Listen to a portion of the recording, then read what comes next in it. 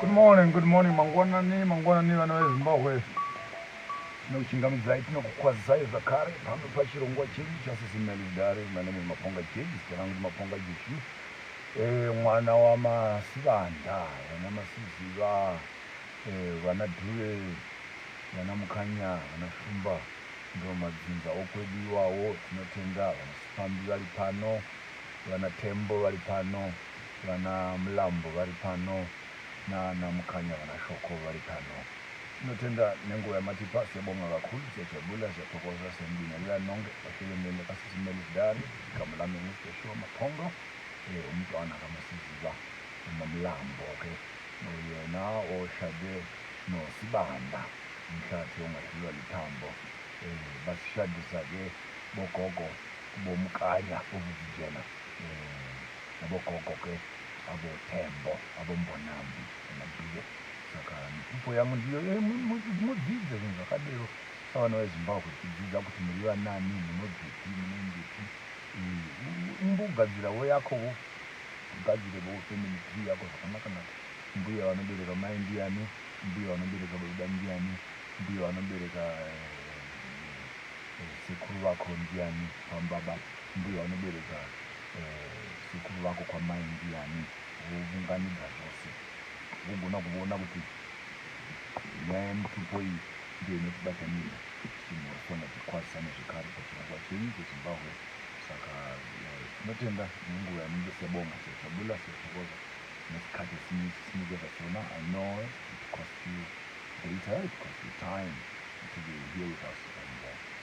Kugara nesuwo pano tichimbotaura tichireverana nhema, tichitaurawo zvakanaka, tichidzidzisana, tichikudzana. Ndo zvaita sechirongo Maponga kana patati tiri kuseri tichakura paya kuti muzukuru chimbouya pano, muzukuru chimbouya pano, tichimarinda paya kunzi muzukuru chimboninyepera, muzukuru chimbonyepa muzukuru. Kunyepa hakuzi kureve nhema, kunyepa kutaura. Asi sezvo vanga vari vakuru ndiri mudoko, ukanzi chimboninyepera muzukuru, wanga uchanyepa here? Kana wapuwa permission kayo kuti chinyepa, iwo wototaura chokwadi kubva ipapo uchiinda uko. Saka kureve nhema kuti mashoko avadoko kana achisvika muzveve dzavakuru, mashoko asina maturo, nokuti mashoko acho haasati avaivo yokuona kuti zvinhu zvakamira sei. Saka kudzidzisana nokutaudzana, sekuru vaingoti ndo kunonzi kunyepa, kunzi chimbonyepa muzukuru. Nosvika paya kuti sekuru ndani andikunyeperei, ndinokuudzai, kanzi nyepa muzukuru, nyepa muzukuru. Ndo mahwereketero ataita nasekuru vangu vamarara pachavo vavhekijena vachigara muboko chikwechitedza chinokundwa nevana wavo uri parware vanopindira namachira. Saka mitupo yedu yakanakawo, inotibatanidza. Nyangwe tingaita manjevere, tingaita mashona, tingaita matonga, tingaita mabhenda, tikaunganidza mitupo yedu yose tinogona kuona kuti tinobatana papi, tinomorsana papi, tinokwazisana papi, tinokudzana sei. Kuti mori kuti mutupo ndiani? Mutupo ndini ndoti sekuru vangu. Muri makadini mutupo ndiani? Baba mimi vangu. Muri makadini? Vatete vangu. Ika ndokuraramidzana kwakanaka ukoko, kukuzivana nokuzivisana kuti tiri vanani, vehope, nomuka sei, vanokukwazisanawo mukururama nomuutsvene. Ndochikaranga ndochivanhu ichocho chokuzivana, kukwazisana, kumorsana nekutaudzana zvakanaka. Nyaya yandandoda kuti timbohweruka nezvayo mangwanani ano, indaba endifuna kuqinisana nayo, indaba engeke siyiyeke sithi ngoba nangu urhulumente uthulile, nathi siyothula ngoba ubunzima bale ndaba buyasho ukuthi nxa singayikhulumanga, nxa singayisananga, nxa ndawonye sibe nengxoxo ephelele ngale ndaba, ngeke iphele ngempela. Vazhinji tinotambura nenyaya yepolitics yeZimbabwe, and politics yeZimbabwe dzakati womei zvishomani. nekuti panyasi apa pano mukundo, pano kubwidzana, pano kubwisana, pano kukonana nekusataudzana zvakanaka panyaya yendudzi dzedu dzatinadzo munyika yeZimbabwe.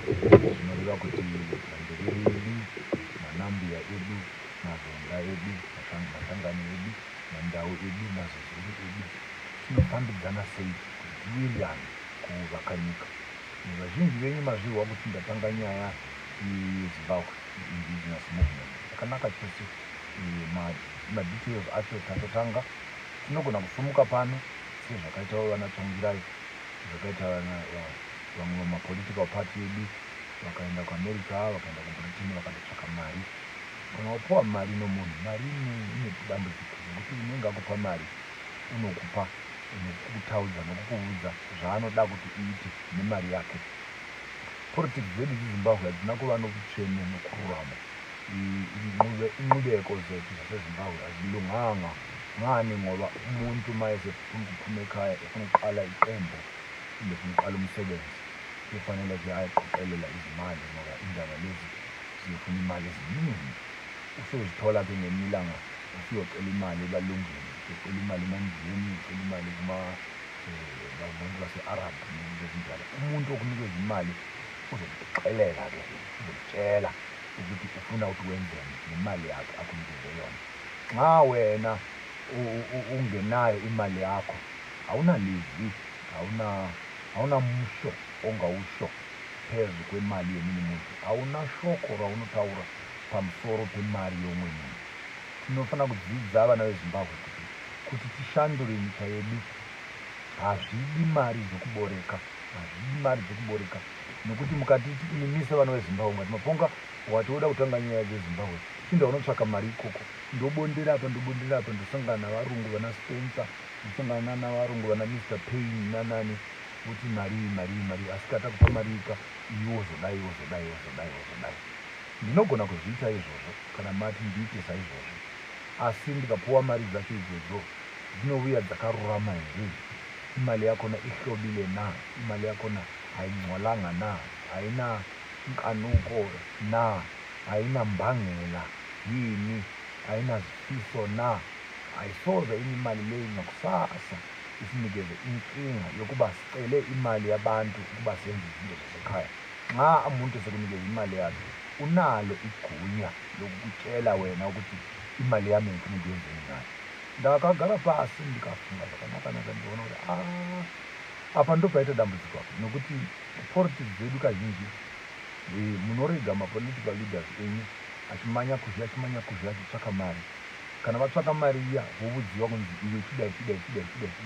Imi mozopopota mangwana muti munhu wakamira so, nokuti vana nhengi vari kumudza zvakati, vana nhengi vari kuti zvoonekwa sokuti munhu umaita mutengesi.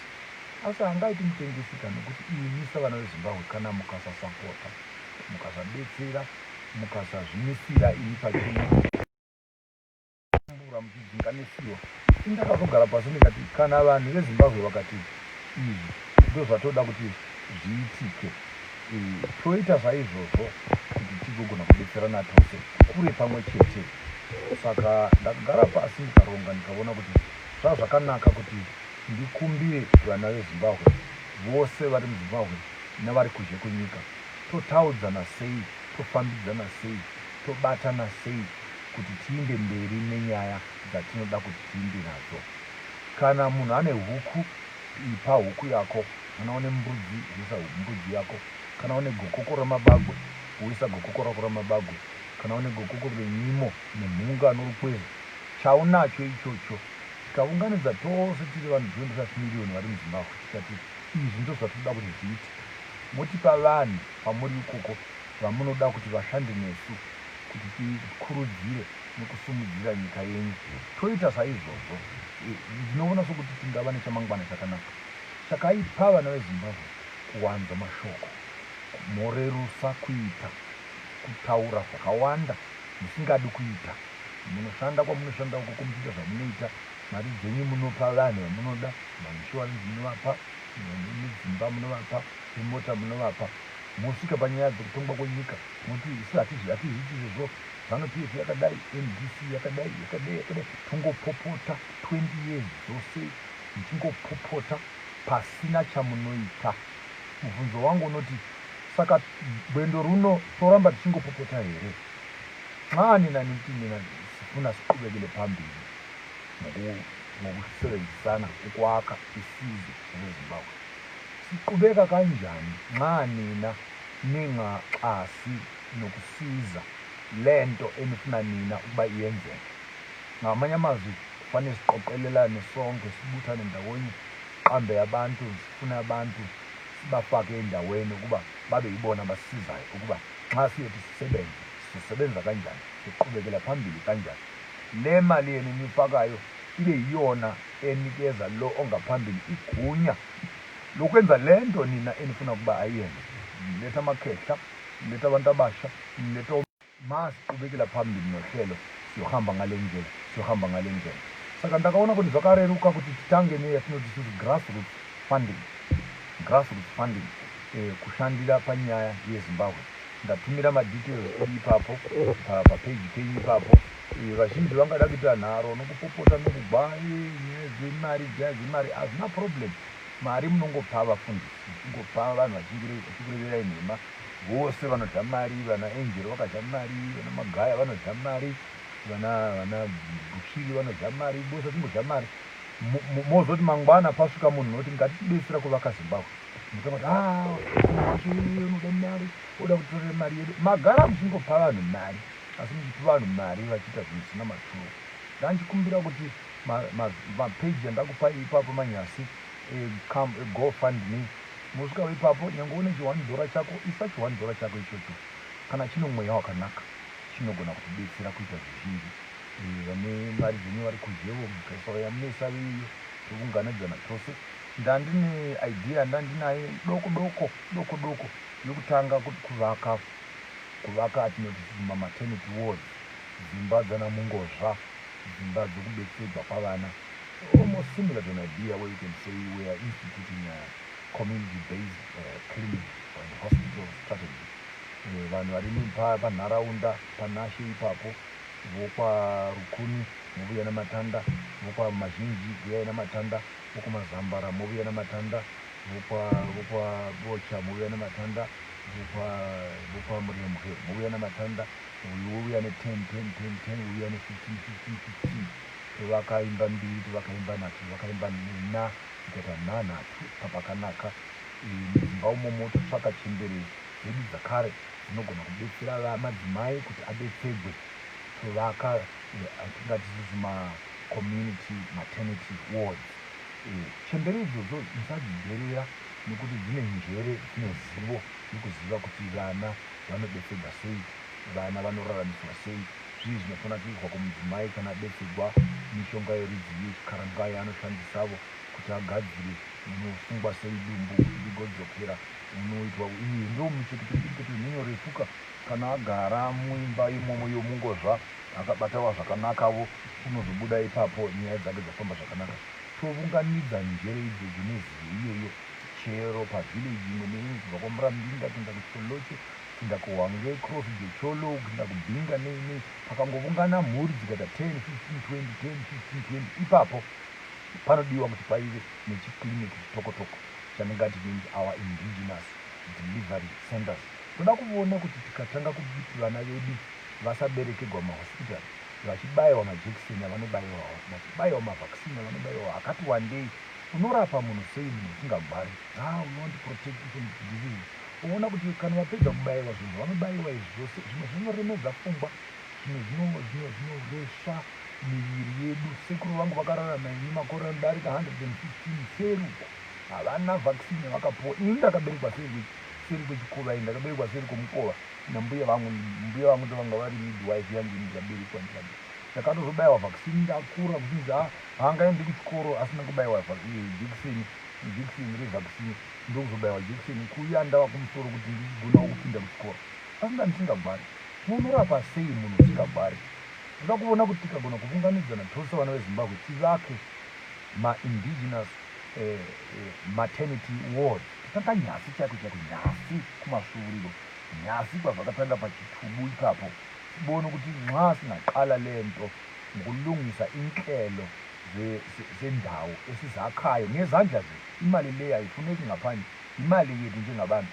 Akusibizela imali eningi, kuyosibizela nje izinto ezincane ukuthi chemberi zedu todzidzisa vana vadoko kana munhu achibese kuba munoita so, kana munhu achibese kuba munoita so, kana yaita bridge unoita so, kana zvadai mudai vanoziva zvavanoita. Vana mbuya vaya musatamba navo, vanoziva zvavanoita. Dzidziso iyoyo tikarega vakafa vana mbuya ivo vakaenda nedzidziso iyoyo tatambura, nekuti kwenyu kwamunomanyira kumahosipitari unongosvika kuye kunzi zvine mari kai, zvine mari mukati. Uchingosvika kuye kunzi no, the dilation is too small, the baby is getting under stress, you may lose the mother, you may lose the child. Utora mapanga ucheka matumba madzimai mwana wako waberekwa. Uzvunza kuti kuno munhu akamboita operation cheka ng'ombe here, kuti chekai ng'ombe nekuti munhu wakona kuzvidetsera. Vana mbuya kare vaitoziva nyanguri kana kanali yaita doko vaicheka vana mbuya, tora mishonga iya vaiisa kugadzira nozodzokera pandima yazvo, munhu woenda kwaanoenda wakararama zvakanaka. Savanhu vezimbabwe tationa kuti apa paita dambudziko apa, nokuti vana vedu vanoberekwa mahosipitari kazhinji vanodzodzwa kudzimba zvangova zvimwe zvinhu zvatisingachazwisisi. Saka ndaida kuita project yokutanga ichasponzerwa nemi, ndini ndichasponza project yacho. Ndikumbiri mari yenyu yakawanda, une $10 chako kanda ipapo, une $20 chako kanda ipapo. Chiro chamunachovo timboita mahosipitari maviri matatu mana, asi dino yanga yawanda ndandichati chero mudistrict, chero mudunhu, chero munharaunda tigone kuvaka dzimba idzodzo. Tora chemberi dzedu todzisa ipapo, tora madzimai edu towaisa paya ipapo, kana vanogwara paya madhokotera edu, madistrict doctors edu, kana vachiti vanotarira vanhu vachitenderera munharaunda vodarika napadzimba dziya dzinonamungozva vanoberekerwa vana. Tione kuti nyaya yehealth ndangotarira nhasi, specifically nyaya yehealth yokutano ndiyo yatati tange nayo iyoyo. Tichaenda panyaya yeeducation, tichaenda kumabusiness, tichaenda dzimwe nyaya huru dzimberi, asi ndavona kuti zvakanaka kuti tange nenyaya yekuberekwa kwomwana. Kuberekwa kwomwana womuAfrica unoberekwa sei? Ng'ombe, mbudzi, makwai, zvose zvinobereka vana. Kuberekwa kwomwana hakuzi ugwere, unonzi muzvere, haikona mugwere. Kuzvitakura hakuzi ugwere, kuzvitakura utano ndo zvinoitika munecha izvozvo. Ng'ombe dzinongobereka padzinobereka hakuna bridge, dzine mashandiro azvo zvinhu. Ngoti vanhu tamanya mberi nechirungu tikavhiringika. Saka ndandambofunga kuti mundibetserewo, kana ndichireswa mundibetserewo.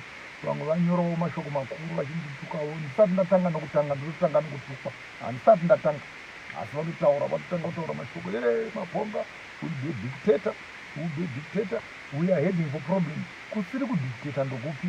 Nokuti kana ndikadictator zvakanaka, zvakarurama, ndikanzi ndiri dictator asi ndichidictator zvakanaka, zvakarurama, zvakashata here kuti nditi ngatidai izvo zvakarurama? Kana kuti munoda kuita manegotiation, tagara makore 40 years, takutopinda kuma-40 chakuti tichinyira iyo democracy yacho yamunoti ndo yamunoda. Zvakufambira here? Mukati maponga nyarara, unoruzha, hauna chaunoziva, rega vanoziva vashande. Tinotenda togara hedu pasi. Ndandatokura nokukura hangu, ndangosarigwawo nezvimakore zvangu 20-30 kana Mwari vandivira nyasha.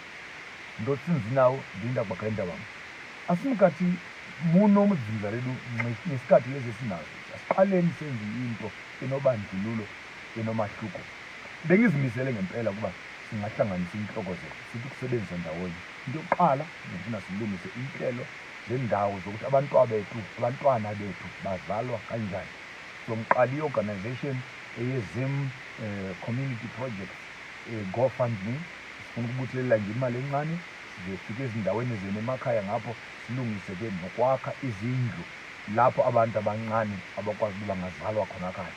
Sithatha ulwazi olwabogogo, sithatha ulwazi lwabo-anti, sithatha ulwazi lolo olukhona njengamanje, silufake ndawonye, sibone ukuthi singakwazi na ukuba singaxhasana nokuthuthukisa nokusiza inzalo yabantwana bethu bazalwe ngendlela efanele, kusetshenziswa amakhambi esintu ukuthi abantu babe nakho ukuzinza nenhlonipho yenzalo.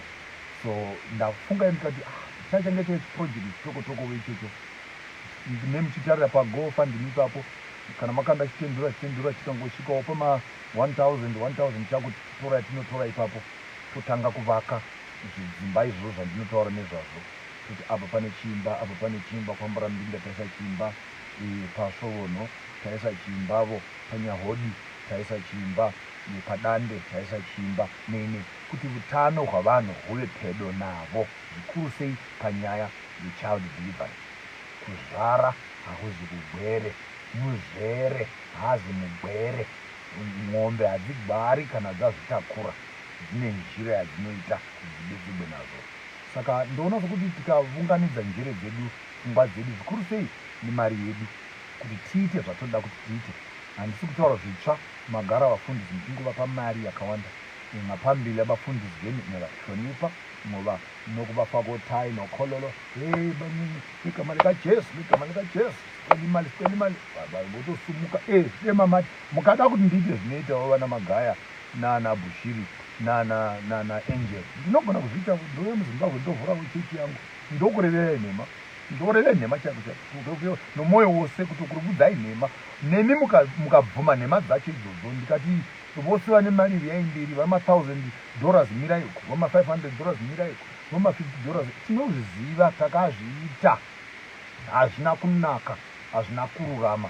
Handingakureverei nhema kuti itai zvinhu zvandinoziva. Ini ndashanda makore 33 years muchechi tichitora mari dzavanhu, tichitora mari nemipiro yavanhu, asi mari iyoyo haisati yambodzoka kuti igone kubetsera vanhu vanotambura vapa mari iyoyo. Nokuti vanhu vanopa mari ikavachivimba kuti kandapawo mari Mwari uchandiwirawo urombo ndigodai. Nanhasi tichingotamba uku chechi inotora mari, uku government inotora mari mumatax. Tozounganidza nyaya yose ogara pasi kuti wakataura kwaonati zvokwadi ndakura wakomana, ndakura. I'm not as old but ndofunga ndakurawo kusvika palevel kuti ndinogona kutanga kufungawo somurume mukuru kuti izvi zvinoshanda izvi hazvishandi. Handindi kureverei nhema, vanoti zvazvinotaura zvina basa, sunungukai, ingoitai zvamamuchiitavo. Imbotipaivo chance, motipavo nguva, timbovona kuti tingaronga here nokurongonyora.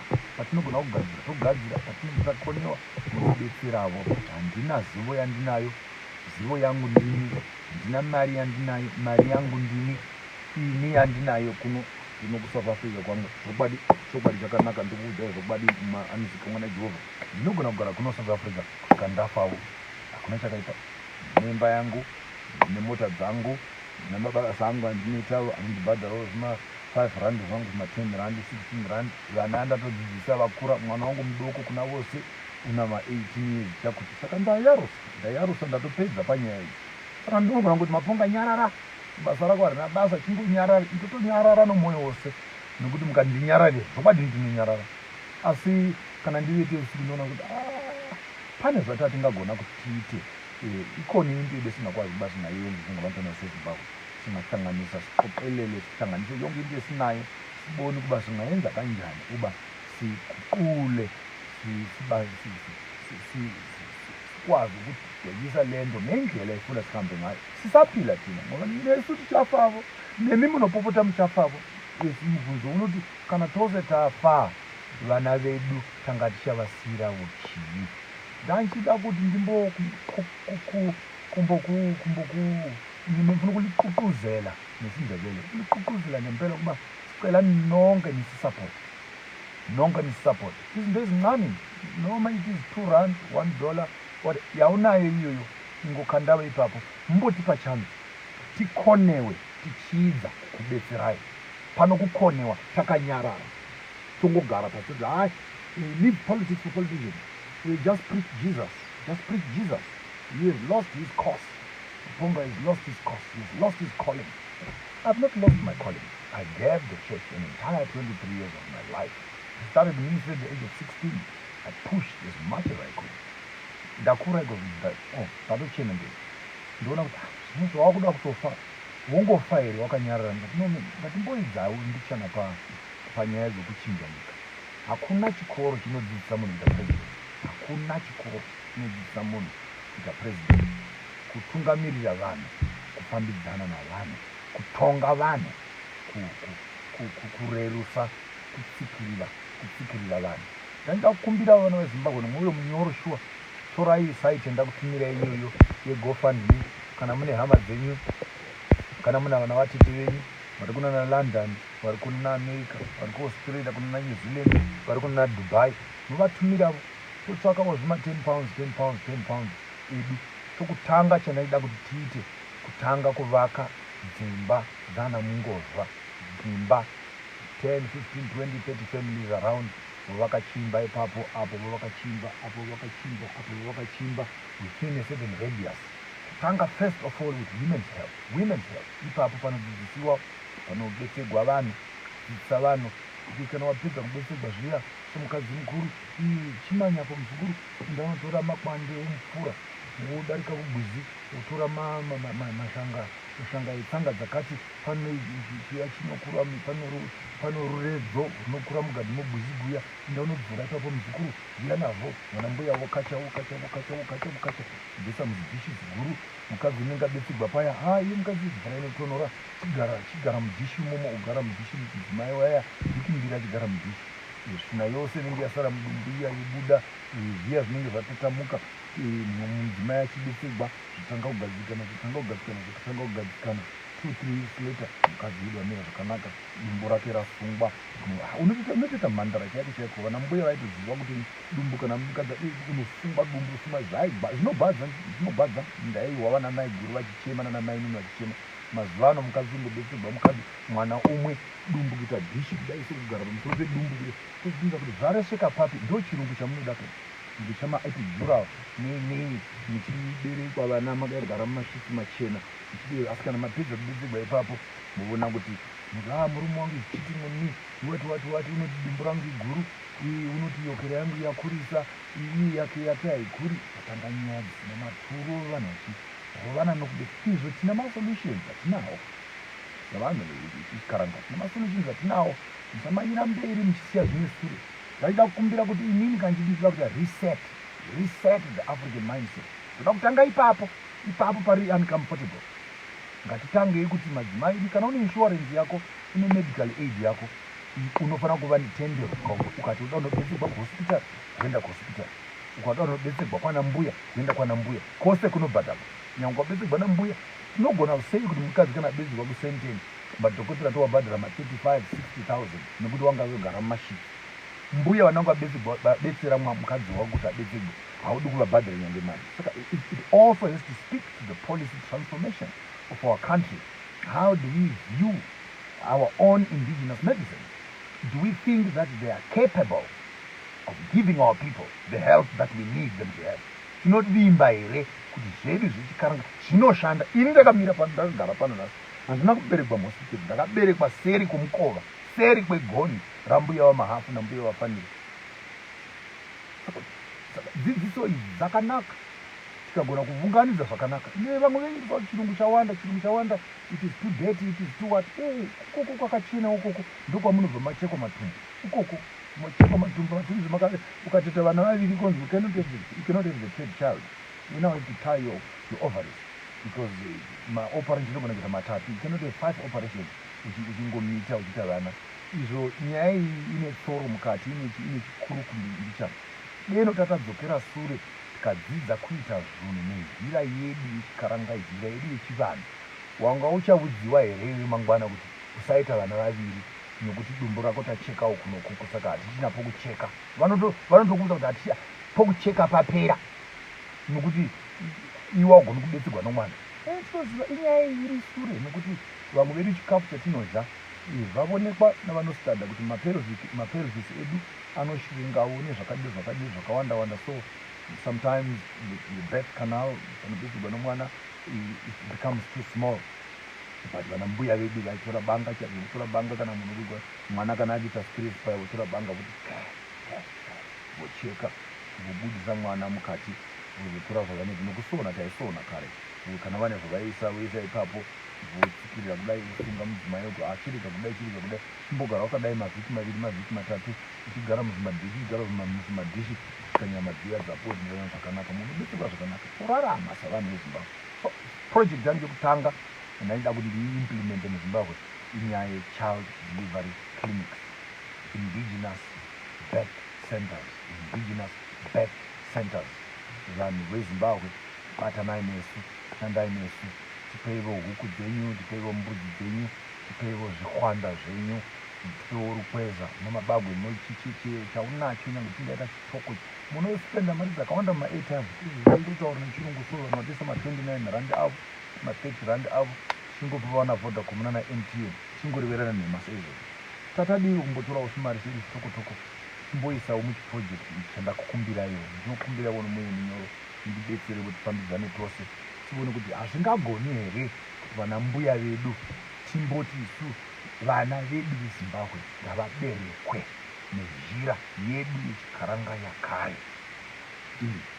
Kana mwana aberekwa paya ichimanya kubwizi, kana chimwana chinhu chakura paya chaida 2-3-4 months chakupinda ma6 months paya chimanya kubwizi, umanya kubwizi kuya unoona nhope idhaka uyabona kuti akadoloshala ngasemfuleni mpelo fukukupe napo ukupe napo dhaka ubuye nalo ke mbuya kutora dhaka riya kuisa mudhishi kuuraya huku kuisa pachitanda apo haizviwi huku yacho yovora honye dziya dzinenge dzirimo dziya kutora vokanda mudhishi manya kudanga unotora ndove wokanda umomo ndike chikapu chemukaka kudira mukaka ipapo titora chipisi chinyama apo chakavora vokanda nyama yeng'ombe ipapo diwe dhishi raro kuzarasvina chaiko kunzi chindimugwa chiya chaberekwa chiya chitorei kuchisa mudhishi muya togara mudhishi muya 2-3 hours chakaiswa mudhishi muya chichipindiwa nemabhakteria ose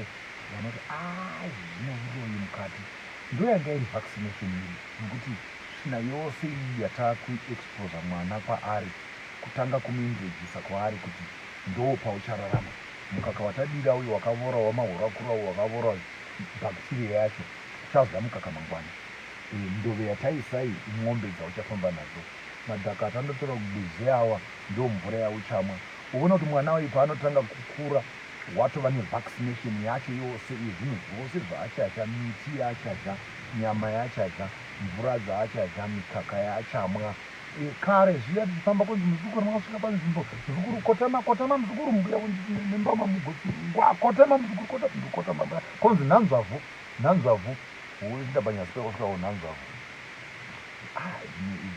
Zvinosatani mukati izvo isayensi dzakare kuti kana uchisvika panzvimbo tora vhura ipapo uise pamuromo nonokora chivhushinje uise pamuromo nokuti you are introducing your body to the bacteria of the environment that you are arriving in. Nyaya yekuti kwai popu pasvika kunzvimbo is kissing the ground. Chikaranga chakare ichocho chokutanga kuti kana uchisvika panzvimbo nenzvimbo usati wamwa mvura, usati wadya sadza raipapo, tanga wanhanzvavhu rapanzvimbo yawasvika kuti muviri wako uuvudze kuti ndava panzvimbo yakati. That is African methodology of vaccination. Vanoda kunyora chikoro vakadzidza vakaenda kumabiology namayokera chindai mutore information muenda kuchikoro mundobvunza kuti ndizvo here. Asi chokwadi ndichochi kuti tanga tine zhira yedu yatairarama nayo, tatine zhira yedu yataizvibata nayo. Saka ndaida kuti project yangu yekutanga yekuzimbabwe yekutanga kuzimbabwe papa patinobuda ipapa kutanga kuvaka dzimba dzana mungozva, dzimba dzamatanda dzatinounganidza isu ndove todzidzura misha yedu zvakanaka vanhu vedu navana vedu votanga kubetserwa vana vedu votanga kubetserwa nezhira yavanofanira kubetserwa nayo. Madzimai edu atanga kubetsereka nezhira yakanaka. Ndaifunga kuti tikashanda takadero tinowana gona pokutangira. Dzimwe nyaya tichenge tichaura tichienda mberi, pokutanga pandatitange napo panyaya yechild delivery. Tikumbira rubetsero rwenyu, tikumbira kuti tishande pamwe chete, vane zvavanazvo unganidzanai tione kuti tobuda napo sei. Nokuti yamunoti mimi tekinoloji yenyu yechirungu, tekinoloji isi yechikaranga thina abantu bemvelo nathi sinayo i-technology yethu, sinayo i-technology yethu iyaphila futhi ngila mina njengofakazi ukuthi lento ogogo abayenze yona iyasebenza. Saka ndachikumbira kuti page ndakutumira iyo please kana mune hama dzenyu shamwari dzenyu ishuwa iyoyo ndamuzhira kudzoka kuZimbabwe timbozoshandisana pamwe chete chitorai page iyoyo muite she navazhinji chimwe mune $1 chako une 50 cents yati une 20 cents yati mukanda toona kuti tanga papi kuvaka nokuvakuru nyika yedu yeZimbabwe. Mashoko iwawo ndinokutendai. Tichabvoka zvekare zvichinouya tichimboreyerana nhema tichikudzana tichirevana saizvozvi kuvaka upenyu hwedu hwevana veZimbabwe. Tinotenda ivai nezuva rakanaka.